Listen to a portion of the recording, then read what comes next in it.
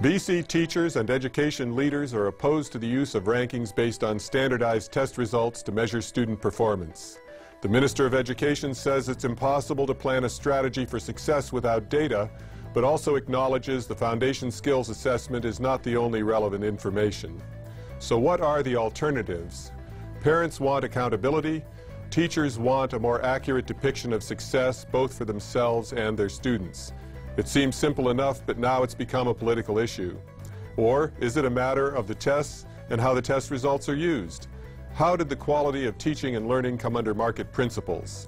In today's episode, we're talking about the real issues around the FSA. I'm Paul Shaker, and this is An Education Matter.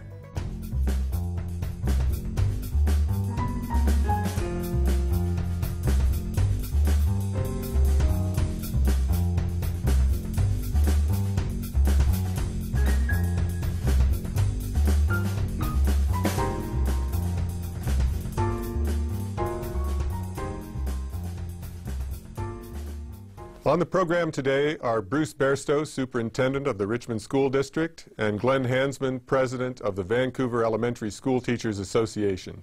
Welcome. Thank you. Thank you. We said in the opening that parents want accountability. Many other people want accountability also for all their governmental institutions. And teachers want an accurate depiction of the success they're trying to achieve in their classrooms with their students. All that seems simple enough, but it's become quite a complicated political issue. Could you reflect with me a little bit on why what seems to be a reasonable need on the part of society has become so much involved in partisan politics? Well, I think the heart of the matter is this is a very complex question. It's like, what constitutes good parenting? What constitutes good teaching and learning? And when you try to reduce it to a simple or simplistic answer, it becomes distorted. That's the heart of the issue. I think it became political with the decision to move from a random sampled measurement, which would tell you how the system was doing, to a census measurement on a student-by-student basis. And then, of course, when the Fraser Institute abused that data to create its rankings, and then the Sun decided to give them high publicity, now it's political. I see. So the status quo going back was a random sample method, which for our audience means that students are not all evaluated by the tests, but a representative sample are, which leads to the same sort of scientific validity.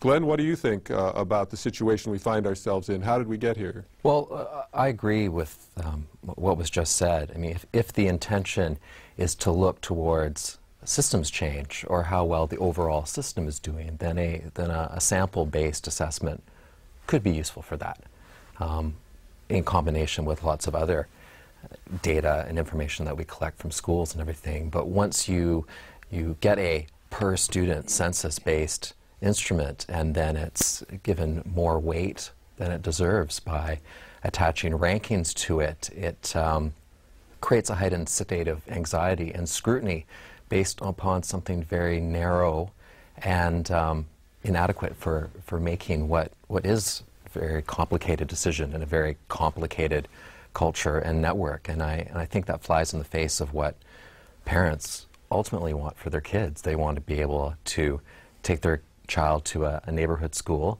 and know that it's a safe, caring place for learning. And the FSA isn't really going to tell you that.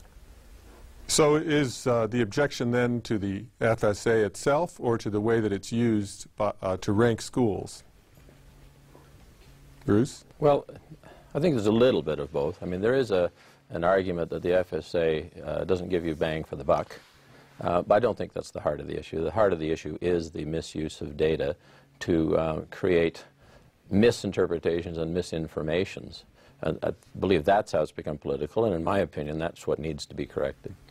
Glenn, have you seen any evidence of test prep going on in the schools in order to try to prime the pump for strong test performance, or of narrowing of the curriculum where a disproportionate amount of time is spent on testable subjects? Absolutely, and I think that's only going to be become more prevalent as the FSA has been moved earlier in the year now, and so people are trying to play catch-up, force things into the shape of their year where it might not normally have occurred.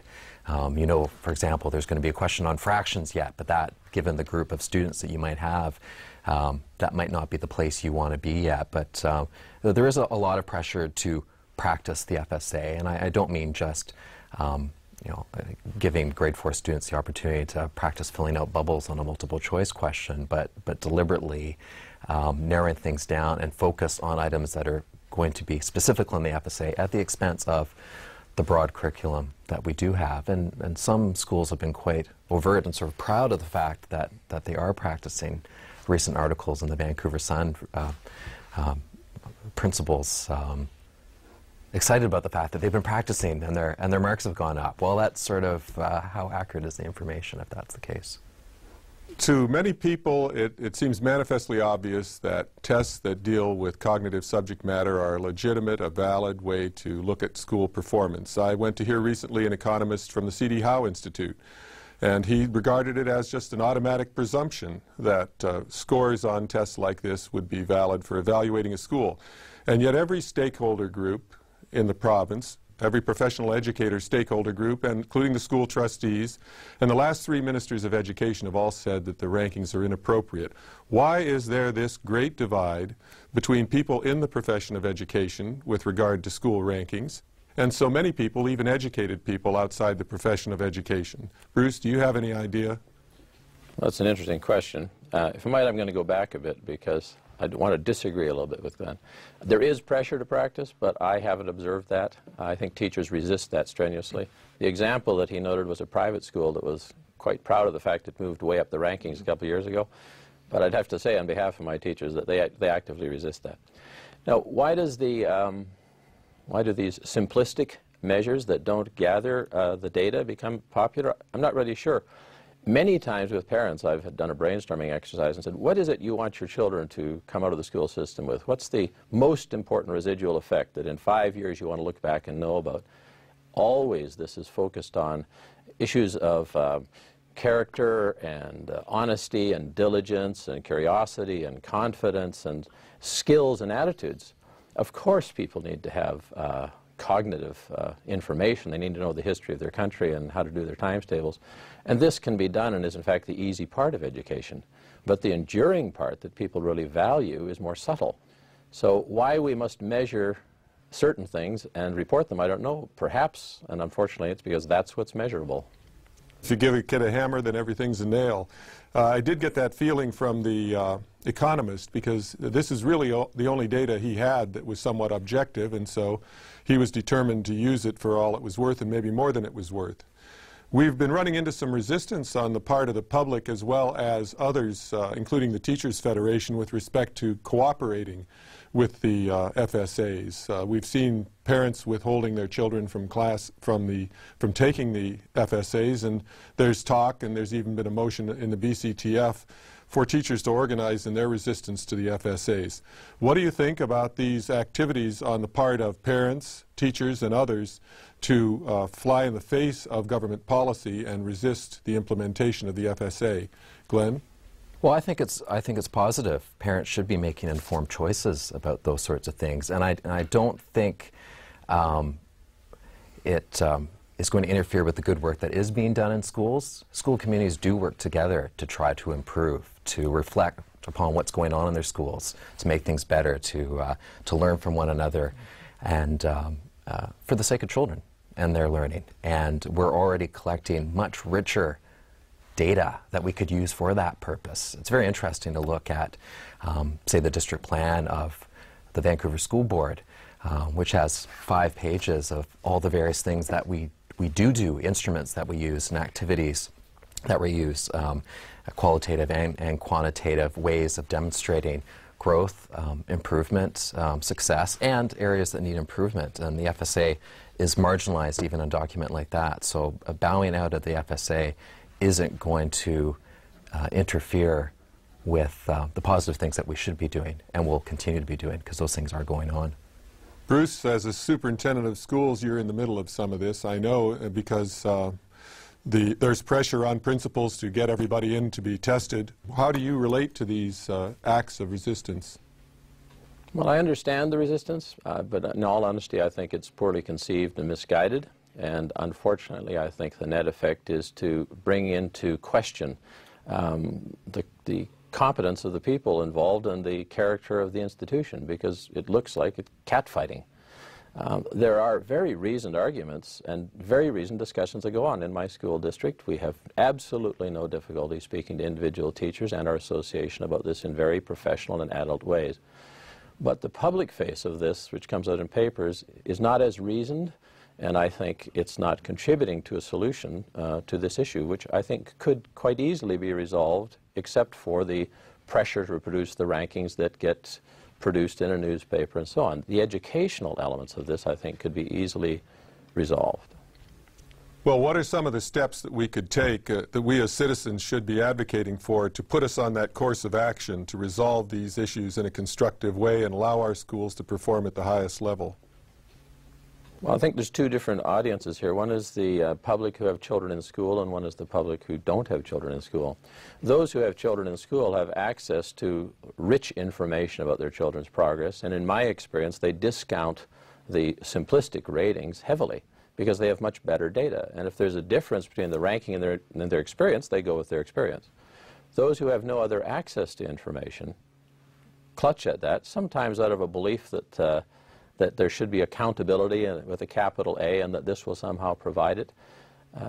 With that audience, I think it's much more difficult, because to take the complex matter of nurturing a child, raising a child, educating a child, and reduce it to a number so that you can do the ever-popular report card on universities or hospitals or schools is simply not possible and will always ultimately be misleading.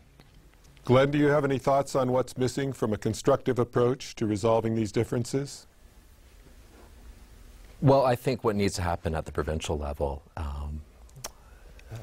it needs to be that constructive dialogue that I know is happening in school districts and in schools. And my sense is, because of the politicized state around these issues, things have gone off the rails in a way, and I'm not sure if they could be mended. I hope they can, because I do know there's a lot of good modeling of the discussion with parents and amongst the educational professionals at district levels that needs to happen in order for us to get through this and do things productively. Thank you. We'll talk about some of those ideas in the remainder of the program. We'll be right back.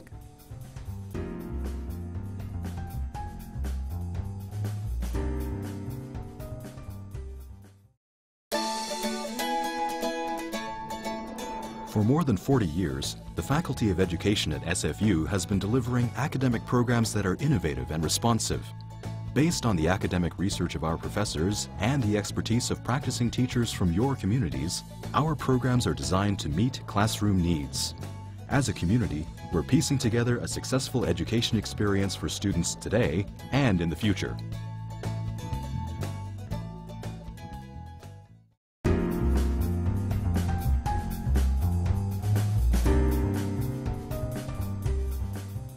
Thanks for joining us. We're talking about the use of FSA results today.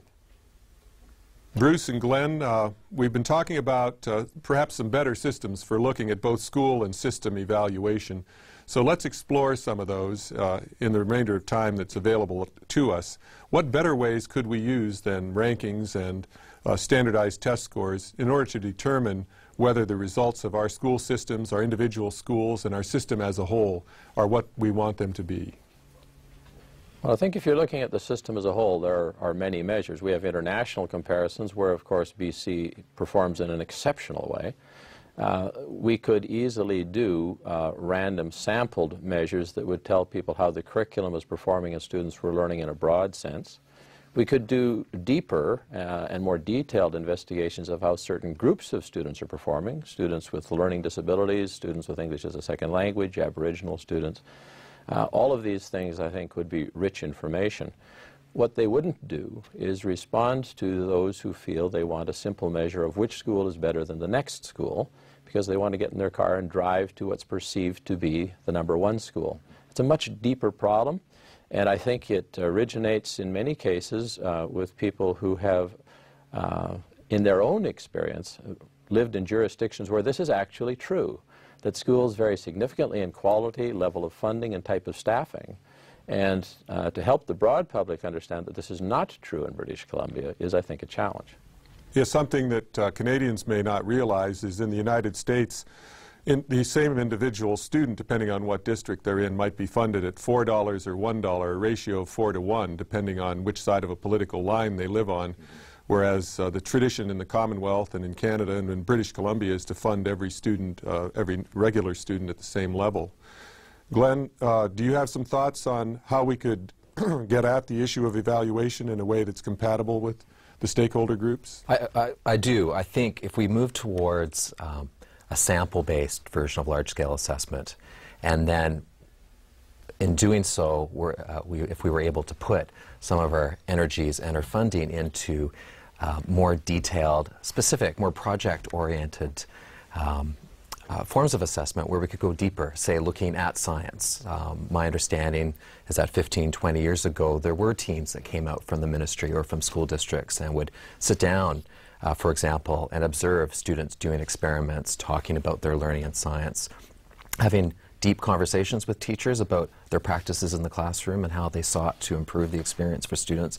Those things happened and have fell by the wayside because we've drifted towards the blunt instrument. And I don't think large-scale assessments are going to go away, but perhaps there needs to be more of an education piece with the broader public as to how useful those are. The way things are at right now, they're not useful for comparing school to school. Elementary schools vary in size from less than 100 up to a few hundred, but that's not a big enough sample rate for it to be meaningful. If we wanted those numbers to be meaningful, all of our elementary schools would have to be 2,000 plus, and nobody wants that. It's a paradox between wanting to compare versus maintaining small schools, and so those conversations need to continue. Well, let's think about Manitoba for a second. In Manitoba, there are no provincial-wide tests. There are teacher-composed tests that are validated by teachers getting together under supervised circumstances and determining that the standards of their classroom tests are appropriate. Nebraska in the United States has been fighting for the right to do this among its teachers.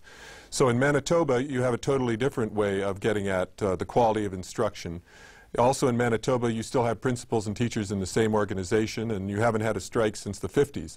What are they doing, or what about the political culture of Manitoba might be different than here in British Columbia that's allowed these kind of cooperative endeavors to succeed? Well, personally, I don't know that much about Manitoba, though I've visited there and I do know people. I think, however, that if you look back at the roots of some of our issues, when administrators were removed by the government from the Professional Teaching Association, it created a divide, and that has had some consequence. So I don't know if you can put Humpty back together again or not, but perhaps what is necessary is creation of dialogue across those groups. And since it takes two to tango, everybody has to come to the table for that in a sincere way.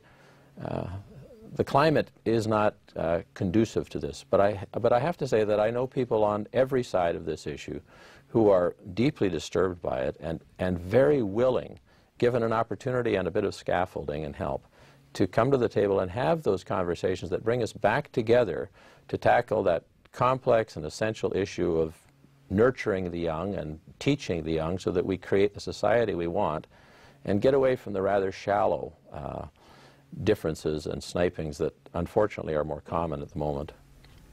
Glenn, I'm from a group that's left out of the Learning Roundtable, that is teacher education and higher education. Could the Learning Roundtable that has been going on now for about 2 years, could that be a vehicle for getting these kinds of dialogues going? Well, it could be a vehicle. The original purpose behind the Learning Roundtable was to focus on class size and class composition issues, and my understanding is that it hasn't been all that, the results of that haven't been all that fruitful. But that sort of model of bringing, I think it needs to be a larger group than that. You're getting the heads of organizations or political figures that are maybe quite far removed from the classroom. And I'm speaking about all the partner groups there. There need to be more voices and a closer connection to what's happening on the ground level. And when we talk about accountability, we need to talk about it in the broadest sense. It's not just accountability of individual teachers or schools, but it's the whole system. It's one thing to talk about improvement and FSAs, but disconnecting that from the conversation about funding and making sure that the resources are in place. It's not that schools and teachers have run out of ideas of things to try, or that schools are lacking in the expertise. In a lot of cases, it's budgets are stretched. And so all the things you'd like to do, it's very difficult for trustees during budget setting process at this time of year to fulfill all the needs that are there and respond fluidly and dynamically. Another difference between British Columbia and the United States, which I was accustomed to, is the better social safety nets that are in place that I think sometimes are invisible to British Columbians observing the scene, like the zoning that mixes residential housing so that all levels of income are living in the same school catchment, so that children who are of a lower economic status aren't isolated. Another thing I notice are the rent subsidies that go on that allow people to stay in their apartment even as rents go up, so that children, again, of lower incomes are not forced to move and change schools. So the social context of education we don't talk too much about here in Canada, but when I have raised it with people, they do presume that a child isn't going to be well educated unless these safety nets are in place. I wanted to talk a little bit about the profession itself and the way the profession of teaching and the ancillary professions are governed, because I think this may be something that doesn't get into the newspaper much. We have what we call self-governing professions, and so the society theoretically is empowering people in a profession to govern themselves, to decide on the standards for that profession, and then to deliver the level of services that the society has determined are appropriate. Is this functioning as well as it should? Do the school rankings operate in some way contra to this? Are policies that are in place in the province right now somehow working to undermine the notion of a self-governing profession in education? Well, that's a big question. I think a short answer is yes, in many ways that's true. The social compact that a society forms with a profession, that they will hold themselves to a high standard and be accountable and demonstrate the accountability, while at the same time having the community place some trust and confidence in the complex job they're doing, and which we presume them to have more expertise in than the rest of society, has given way to a more consumer-oriented view of the world, I guess. Market fundamentalism, I suppose some people call it. I don't think it's anywhere near as extreme in British Columbia as in some parts of the Western world, but the effect of that way of thinking has emerged, and some erosion of confidence in large-scale institutions, whether they're governments, churches, or education systems. So there's a great big issue to be discussed there, but I believe there is an erosion of A, understanding of, and B, confidence in this creation of professions and attributing to them some trust in exchange for prestige and sometimes pay. Glenn, do you have anything to shed on this issue?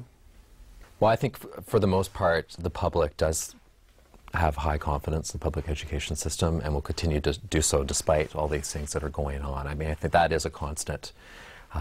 We have fantastic schools in this province, and we are grappling with the tension between expectations and a centralized system versus autonomy and self-regulation, and those debates are very complicated, so I don't know if I could give a full answer here just because that's huge. But let me ask this.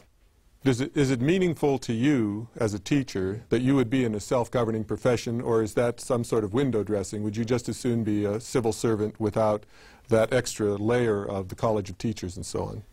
Well, I think those are two separate things in a way. I mean, it's very important for teachers, myself included, to be to have the autonomy as professionals to make decisions about what goes on in their classroom, to best serve the students in their classroom, and to make choices based upon their knowledge, their academic history, their life as professionals. And being self-regulating in that sense is very important. The whole College of Teachers issue is politicized in a completely different way, and those two things don't necessarily go together, but I do also feel that it's important for teachers to be self-regulating in that sense as well, but with changes. I think sometimes it's lost sight of that people go into many fields of endeavor not primarily because they're remunerative at a high level, but because they're motivated by their values and the pursuit of meaning in their careers. And that means a lot when it comes to issues like autonomy, I think. Stay tuned.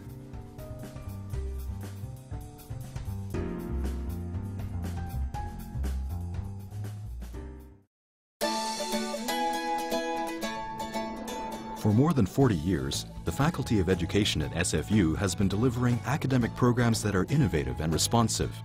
Based on the academic research of our professors and the expertise of practicing teachers from your communities, our programs are designed to meet classroom needs.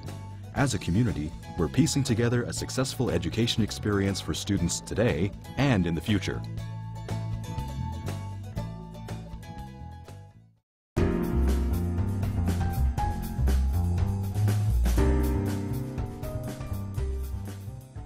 Thank you to our guests, Bruce Beairsto and Glen Hansman. Although all stakeholder groups and the past 3 ministers of education oppose using FSA scores for ranking schools, the Fraser Institute and media outlets continue to push this unscientific agenda. Is it any surprise that increasingly parents and teachers are looking for ways to stop being the object of a type of misinformation? One of the costs of this nullification movement is the appropriate use of our achievement testing in our schools, as well as the nurturance of a collaborative relationship among the education stakeholders who provide schools for our children.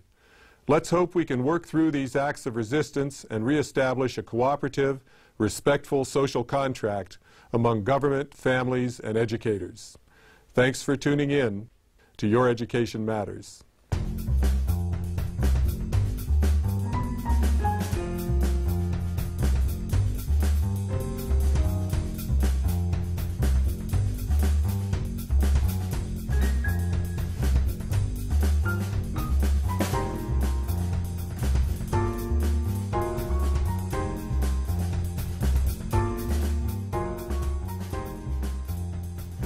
For more information about this show or to view past episodes, go to the Your Education Matters website at www.youreducationmatters.ca.